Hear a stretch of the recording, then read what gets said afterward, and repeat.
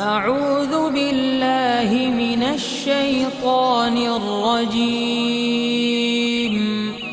بسم الله الرحمن الرحيم الله الله الله الله الله الله الله الله الله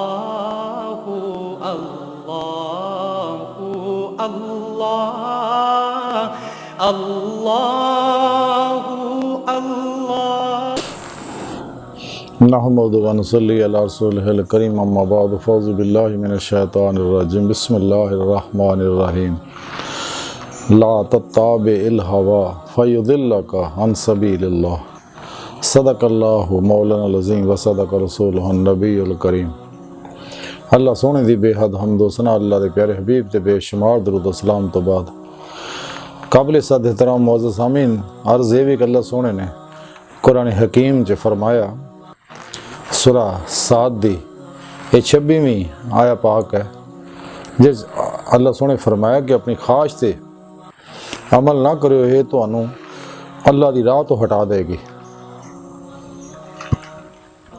कुरान हकीम अल्लाह रब्बुल इज़्ज़त अल्लाह रब कलाम है और जब तक कोई मुसलमान कुरान सुन्नत और इजमाए अहले सुन्नत अमल करता रहिंदा है तो सिरात मुस्तकीम ते कायम रहिंदा है।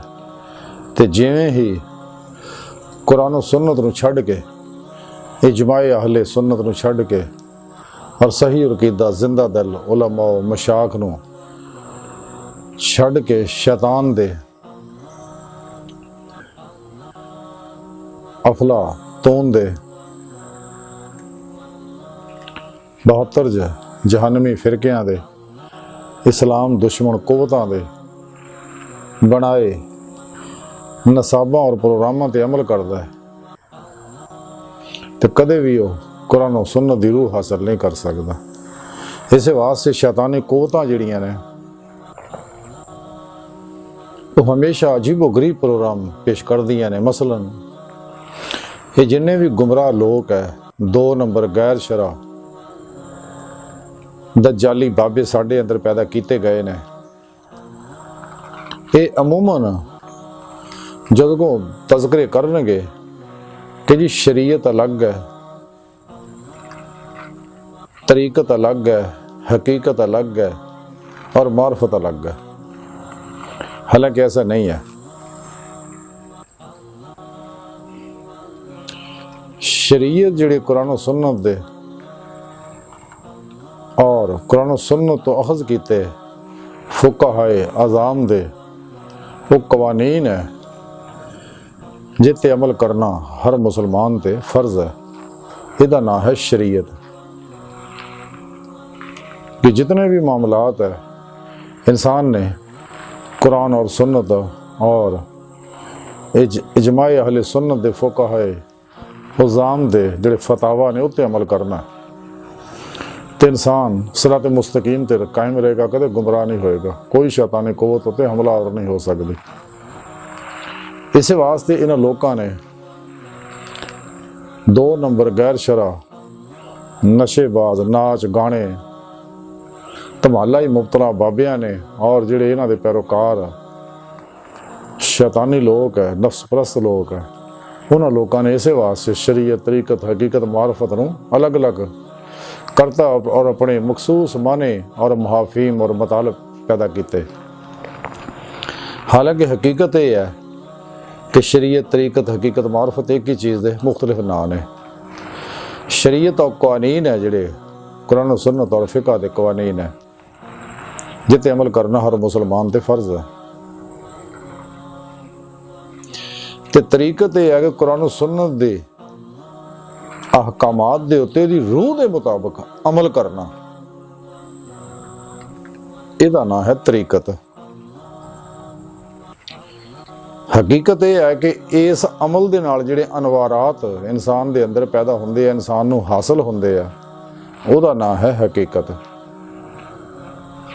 उस अनवार दे नाल, उस अनवारात दे नाल जिहड़े इंसान दे अंदरों मनफी एनर्जियां निकलदियां, इंसान दे ज़ारो बातन दी हर लहर दे अंदर ये नूर अमले कुरान और सुन्नत दा, दवाम जिक्र हजूर दा, इश्क मौला दा,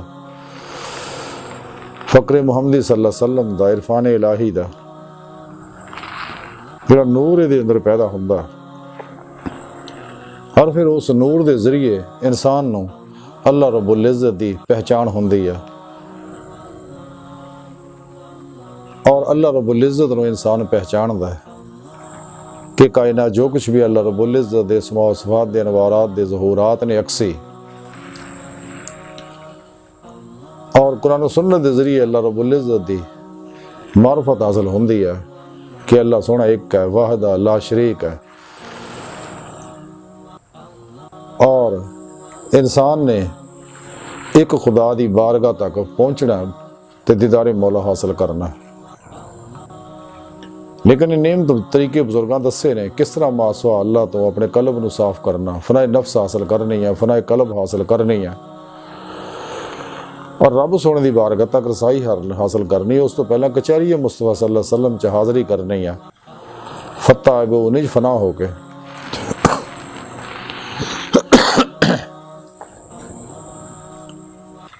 और फना यानी अपने नफस तो मासवा अल्लाह तो कुल्ली तौर पर निकल जाना, ये नहीं इन्होंने शवां का ख्याल भी ना हो, फना और नेस्ती का कमाल हासिल करना, इहदा नाम है फना।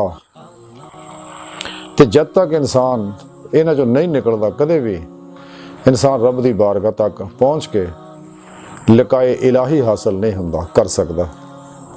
ये फना हासिल करूँ तो इंसान नूं अल्लाह रब्बुल इज़्ज़त दा लिका और दीदार हासिल होएगा।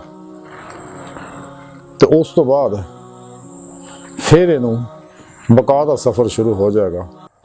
फिर फना फिल्ला तो लकाए इलाही हासिल करके बका बिल्ला दी नेमत इनू हासिल होएगी। तो इस वास्ते ये लोग जितने भी गुमराह ने ये सारे शरीयत तरीकत हकीकत मारफत नूं अलग अलग बना के अपने मर्जी के माने पहनाउंदे ने शैतानी प्रोग्राम के मुताबिक। इन्हां लोगों के शर तो हमेशा बच के रहो, क्योंकि ये लोग खुद नफ्स परस्त ने, नफस के पिछे लग के कुरान और सुन्नत नूं छड्ड के अपनी मर्जी के प्रोग्राम ते चलते हैं और खुद नूं फकीर साबित करते हैं, दरवेश साबित करते हैं, सूफी साबित करते हैं, अल्लाह वाले बन के खलके खुदा नूं धोखा देंदे हैं। इस वास्ते लोग जिन्ने भी तुसीं देखोगे ये इजमा अहले सुन्नत तो अलग होंगे और सही उलकीदा उलमा मशाइख तो दूर रहणगे। ये अपनी अलग डेढ़ की मसीत बना के अपना प्रोग्राम पेश करते, लोगों को गुमराह करते हैं। तो इन्हां दे शर तो बचियो, क्योंकि खुद नफ्स परस्त ने, नफ्स ही इस राह की सब तो बड़ी रुकावट है। जब तक इंसान ख्वाहिशात नफसानी जो नहीं निकलता, ख्वाहिशात नफसानी नूं ला दी तलवार ना कल कतल नहीं करता और सिर तो लैके पैरों तक मर्जी मौला नहीं बनता, इरादा इलाही नहीं बनता और फेल इलाही नहीं बनता। तो ये अंदर फेल इलाही जारी नहीं होंदा, रज़ाए मौला दी हकीकत पा नहीं सकता। और कोई भी अमल कुरान और सुन्नत दा उती रूह के मुताबिक उत्ते अमल करना भी नसीब नहीं होगा और ना उहदे असरात मुतरतब होणगे, ना ही रब सुने दी बारगाह तक रसाई हासिल कर सकता है, जिहड़ा दी जिंदगी का मकसद है। इला रब्बिका मुंतहाहा, क्या इंसान तेरी मंजिल तेरा रब है। यानी इस रात सब तो बड़ी रुकावट है, नफ्से उमारा ही है, इनू मुतमन्ना करना ज़रूरी है। और सच्चे बादशरा जिंदा दिल अल्लाह वालियां दी बारगाह च हाज़र हो के उन्होंने को तौहीदी मुहम्मदी नूरे निस्बत दा कनैक्शन एप्लीकेशन हासिल करके उन्होंने जेरे निगरानी मसनून रियाज तो मुजाहदात करके इंसान अपने मकसद हयात नूं हासिल कर सकता, वरना होर कोई जरिया नहीं, बाकी सब शैतानी रस्ते ने।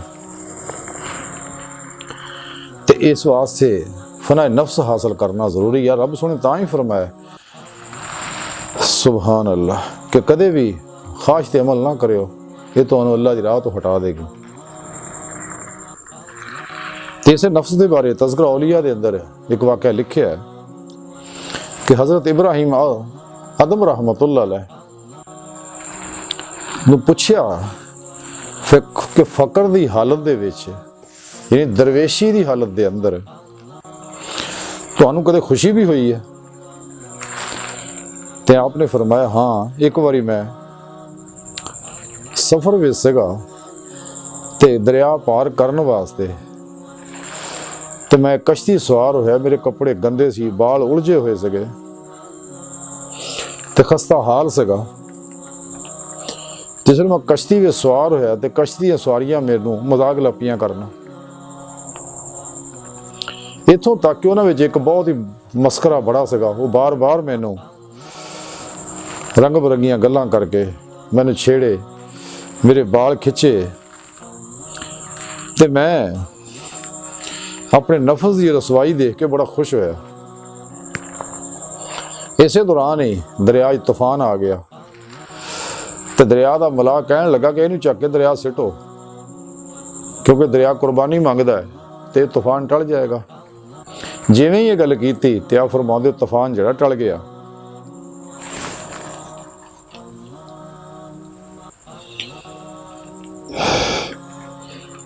ਤੇ ਜਦੋਂ ਮੈਨੂੰ ਇਹ ਮੇਰੇ ਨਾਲ ਕੈਫੀਅਤ ਹੋਈ ਤੇ ਆਪਣੀ ਮੈਂ ਜ਼ਿਲਤ ਦੇਖੀ ਨਫਸ ਦੀ, ਤੇ ਉਸ ਵੇਲੇ ਮੈਨੂੰ ਬੜੀ ਖੁਸ਼ੀ ਹੋਈ। ਯਾਨੀ ਇਸ ਲਈ ਕਿ ਮੈਂ ਆਪਣੇ ਨਫਸ ਨੂੰ ਦੱਸਿਆ ਕਿ ਤੇਰੀ ਆ ਔਕਾਤ ਹੈ, ਤੇ ਨਫਸ ਮੇਰਾ ਉਸ ਵੇਲੇ ਜ਼ਾਹਰਾ ਉਹ ਮੈਨੂੰ ਤੰਗ ਕਰੇ ਕਿ ਤੂੰ ਵੀ ਇਹਨਾਂ ਦਾ ਮੁਕਾਬਲਾ ਕਰ, ਲੇਕਿਨ ਮੈਂ ਇਹਨੂੰ ਸਬਰ ਦੀ ਤਲਕੀਨ ਕੀਤੀ ਸੀ ਔਰ ਜ਼ਬਤ ਆਪਣੇ ਅੰਦਰ ਹਿਲਮ ਪੈਦਾ ਕੀਤਾ ਤੇ ਅੱਲਾਹ ਸੋਹਣੇ ਨੇ ਮੈਨੂੰ ਉਸ ਸ਼ੈਤਾਨੀ ਲੋਕਾਂ को ਬਚਾਇਆ ਤੇ ਮੈਂ ਕਿਨਾਰੇ ਚਲਾ ਗਿਆ। ਤੇ ਉਸ ਵੇਲੇ ਆ ਫਰਮਾਉਂਦੇ ਮੈਨੂੰ ਇਹ ਬੜੀ ਖੁਸ਼ੀ ਹੋਈ। ਇਹ ਨਫਸ ਜਿਹੜਾ ਹੈ, ਜਦ ਤੱਕ ਇਨਸਾਨ ਇਸ ਨਫਸ ਦੇ ਚੁੰਗਲ ਚੋਂ ਨਹੀਂ ਨਿਕਲਦਾ ਤੇ ਕਦੇ ਵੀ ਫਨਾ ਲਕਾ ਇਲਾਹੀ ਔਰ ਬਕਾ ਹਾਸਲ ਨਹੀਂ ਕਰ ਸਕਦਾ।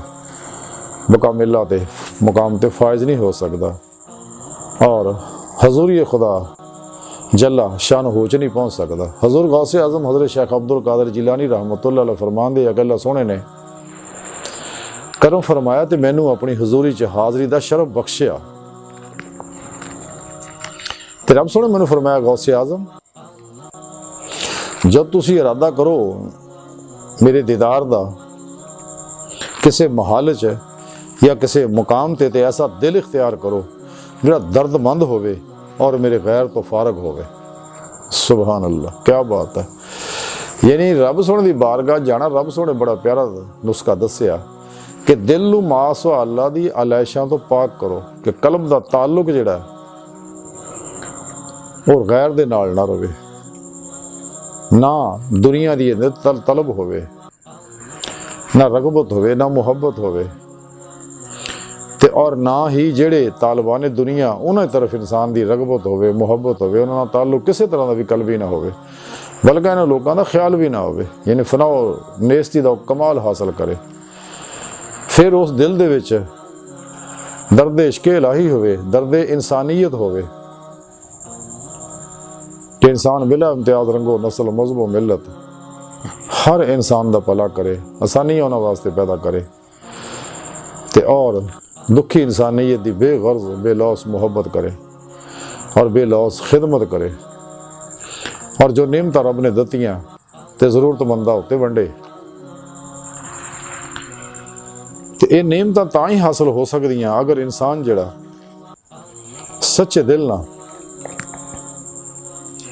रब सोने दा तालब होएगा, राहे मौला दा मुसाफिर होएगा, क्योंकि इस राज रोकण वाली ये नफ्स ही है। रब सोने तां ही सूरा 7 दी 26वीं आयत फरमाया कि नफ्स की ख्वाहिश ते अमल ना करियो, ये तुहानू अल्लाह दी राह तो हटा देगी।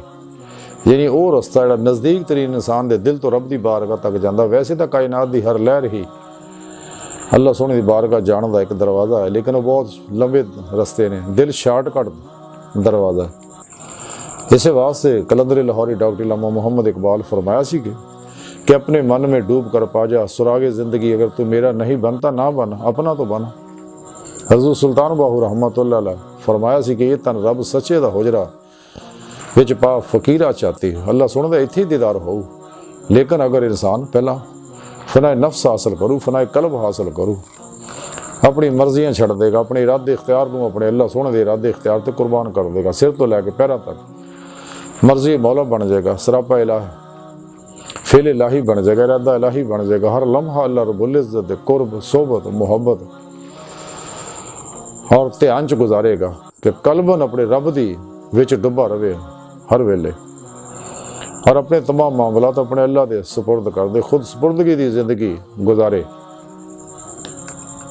और अपनी तमाम तर आरज़ुआं तमन्नावां ख्वाहिशात दा मरकज़ महवर फ़कत अल्लाह सोने दी पाक ज़ात बना लवे और अल्लाह सोने दे हुजूर च मुर्दा बन के हर लम्हा हाज़र रवे, यानी हुजूर कल्ब दा कमाल हासिल हो जाए, फना फुल ज़िक्र दा, फना सुल्तान लज़कार दा और हक़्क़ुल यकीन दा, गैर मुतज़लज़ल हक़्क़ुल यकीन दा कमाल हासिल हो जाए अल्लाह दी पाक ज़ात उत्ते और अपनी कामयाबी उत्ते। ते फिर एदी रूह बातिन च परवाज़ करूँ अल्लाह रब्बुल इज़्ज़त दी बारगाह जाऊँ, रब सोने दा नेमत देण नूं तैयार है। जिवें कलंदर लाहौरी डॉक्टर अल्लामा इकबाल फरमाते ने, कोई काबिल हो तो हम शान किए देते हैं, ढूंढने वाले को दुनिया भी नहीं देते हैं। कोई सच्चा तालब तो होवे, अल्लाह रब्बुल इज़्ज़त नाल मुहब्बत करने वाला होवे, वल्लज़ीना आमनू अशद्दु हुब्बन लिल्लाह, को अल्लाह दा सदाई तो होवे। जिवें कलंदर लाहौरी डॉक्टर अल्लामा इकबाल फरमाते ने कि जो मुसलमान था अल्लाह का सदाई था, कभी महबूब तुम्हारा यही हरजाई था, कि अल्लाह रब्बुल इज़्ज़त दी मुहब्बत च वो जुनून हासिल होना चाहिए इंसान नूं, अल्लाह रब्बुल इज़्ज़त दी मुलाकात दा, अल्लाह रब्बुल इज़्ज़त दे दीदार दा, और यही इहदा मकसद हयात है। इला रब्बिका मुंतहा है, इंसान तेरी मंजिल तेरा रब है, परवरदिगार है, पालन वाला है। तो ये नेमत तां ही हासिल होनी है अगर इंसान कुरान सुन्नत ते उहदी रूह के मुताबिक अमल करेगा और ये इल्म कुरान सुन्नत और फ़िक़ह दा सही अक़ीदा मुत्तकी जिंदा दिल उलमाए हक़ को सीखेगा, फिर सच्चे अल्लाह वाले ज़ेरे निगरानी मसनून रियाज तो मुजाहदात करेगा, सब तो अलग हो के हुजरा नशीन हो के और इन्हें फिरकियां दे चक्रां तो बच के, क्योंकि लोगों ने बड़े शैतान ने रूप धारे हुए ने। अल्लाह के प्यारे हबीब सल्लल्लाहु अलैहि वसल्लम इसे वास्ते फरमा गए सी 72 जहन्नमी फिरके ने, 72 हदीस पाक दे है कि बनी इसराइल दे 72 फिरके, हुजूर फरमाते मेरी उम्मत दे 73 होणगे, 72 गुमराह एक हाल सुन्नत व जमात जिहड़ा मेरा और मेरे सुहाबा के तरीके से चलता होएगा। इसे वास्ते अहले सुन्नत के अंदर ही औलिया अल्लाह होए जितने भी होए ने, हज़रत गौसे पाक, हज़रत बहाउद्दीन नक्शबंद, शेख शहाबुद्दीन सुहरवर्दी, हज़ूर ख्वाजा मोइनुद्दीन चिश्ती और जितने बड़े बड़े बुजुर्ग हैं, ये सारे इन्हां विच ही होए ने और ये सारे अहले सुन्नत होए ने। तो जिन्ने गुमराह दजालियां ने फिरके साडे अंदर बनाए ने और ये फिरके खतरनाक आ। कलंदर लाहौरी डॉक्टर अल्लामा इकबाल तां ही फरमांदे सी कि उम्मत वाहिदा नूं तकसीम करने वाले फिरके जिहड़े है ना, इन्हां दे बारे कहीं फिरका बंदी हैं, कहीं जाते हैं, क्या ज़माने में पनपने की यही बातें हैं। ये तकसीम जिहड़ी है वो इंतहाई खतरनाक है। सानू इसे वास्ते दजाली कुव्वतां ने पहला खिलाफत राशिदा निज़ाम तोड़िया साडे करीब के ज़माने च, चाहे जिद्दां दी भी माड़ी चंगी तुर्की दे अंदर खिलाफत उन्होंने तोड़िया, छोटे छोटे मुल्कां तकसीम किया और उन्होंने अंदर नस्ली लिसानी इलाकाई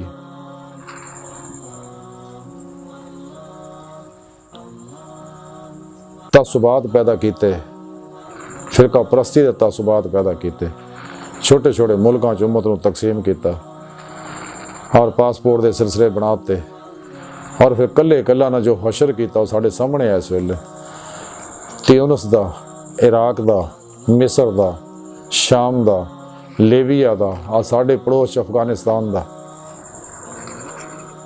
ये जो कुछ कर रहे हैं दजाली कुव्वतां जड़ियाँ, ये सब दजाल दे इंतज़ार चौदे वास्ते प्रोग्राम कर ले। तो मुसलमाना ने अल्लाह के प्यारे नबी सल्लल्लाहु अलैहि वसल्लम 1400 साल पहला जो दजाल के बारे दस के गए सी, फिक्र दिला के गए सी, ये वैसे ही भुल हट गए, सानू भुला दिता गया। हालांकि हुण जरूरी है, दजाली प्रोग्रामां का ट्रेलर शुरू हो गया कश्मीर च, सानू चाहिए दजाल के खिलाफ तैयारी करिए। और तां ही हो अगर असी नफस के चुंगल चो निकलांगे। साडा जीना मरना फकत खुदा वहदहू ला शरीक वास्ते होवे। जिमें कलंदरे लाहौरी डॉक्टर इलामा इकबाल फरमाते कि मेरी ज़िंदगी का मकसद तेरे दीन की सरफराजी, मैं इसीलिए मुसलमान, मैं इसीलिए नमाजी। तो चूँकि कुरान और सुन्नत की रूह तो दूर है, वल्लज़ीना आमनू अशद्दु हुब्बन लिल्लाह, इश्क इलाही तो दूर है। इहदे अंदर वो दर्दमंदी नहीं रही जिहड़ी होनी चाहिए है। इसे वास्ते डॉक्टर इलामा मोहम्मद इकबाल रहमतुल्लाह अलैह फरमाया सी, कलब में सोज नहीं, रूह में एहसास नहीं, कुछ भी पैगाम मोहम्मद का तुम्हें पास नहीं सल्लल्लाहु अलैहि वसल्लम।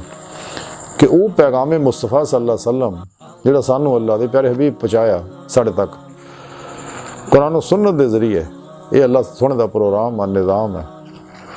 तो शैतानी कुव्वत ऐसे वास्ते डरदियां ने किते निज़ाम दुनिया ते गालिब ना हो जाए। इसे वास्ते पूरी दुनिया च निज़ाम खिलाफत राशिदा का नाफज नहीं होने दे रहे। निज़ाम मुस्तफ़ा, निज़ाम कुरान और सुन्नत नाफज होने नहीं देंगे। जिथे मड़ी जी भी कोई कोशिश करता है, तमाम दजाली शैतानी कुव्वतां रल के उन्होंने पै जांदियां ने। अफगानिस्तान च यही कुछ होया कि इत्थे इस्लामी निज़ाम नाफज होया तो सारी शैतानी कुव्वतां इत्थे रल के हमलावर हो गई। लेकिन सदके जाइए उन्होंने मुल्ला उमर और उन्होंने सच्चे मनने वालियां दे कि उन्होंने अल्लाह के सहारे उत्ते 18 साल तो इन्हां दजाली कुव्वतां का मुकाबला किया। अज दजाली कुव्वतां सुलह वास्ते तरले कर दियां। तो जदों भी कोई सच्चे दिल ना अल्लाह रब्बुल इज़्ज़त दे प्रोग्राम ते अमल करदा रहे, मौला दा मुसाफिर बनदा, अल्लाह रब्बुल इज़्ज़त फरिश्तियां जरिए दी हिफाजत करदा है और खुद भी अल्लाह रब्बुल इज़्ज़त ओदी हर मामले च मदद करदा है और अपने फजल तो नवाजदा है। और आस्ता आस्ता जिवें ओदी सिदक सच्चाई साबित हो जाती, अल्लाह रब्बुल इज़्ज़त नूं फिर अपने हबीब सल्लल्लाहु अलैहि वसल्लम दी कचहरी च पहुँचाउंदा।